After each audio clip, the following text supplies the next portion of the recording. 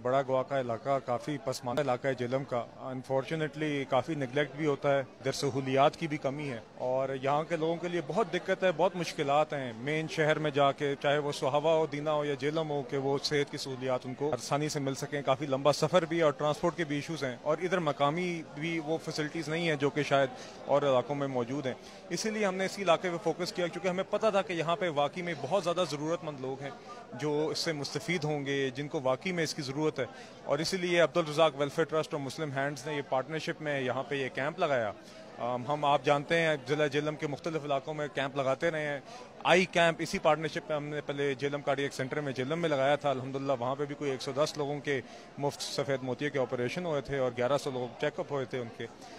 इधर भी आज दूसरा दिन चल रहा है कैंप का, मतलब कि कल के दिन में ही सिर्फ 350 लोग के चेकअप हुए, तकरीबन 41 लोगों की सर्जरीज हुई, सफ़ेद मोतिये के मुफ्त ऑपरेशन हुए। और आज भी आप यहाँ पे लोग देख सकते हैं कि जम्मे गफ़ीर है। मुझे खुशी हो रही है देख के कि नज़र आ रहा है कि बिल्कुल जो इलाके के ज़रूरतमंद लोग हैं, जो हमारी नीयत थी कि जिन लोगों को इस कैंप का फ़ायदा पहुँचे, वो लोग नज़र आ रहे हैं।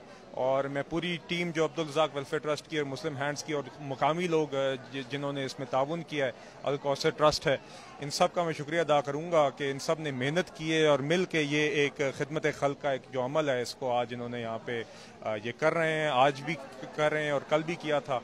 और बस यही दुआ है कि जी लोग जो यहाँ पे मौजूद हैं, अल्लाह ताला इनको शिफा दे और हम सब मिल के इसी तरह की एक्टिविटीज़ आगे भी करते रहें इंशाल्लाह।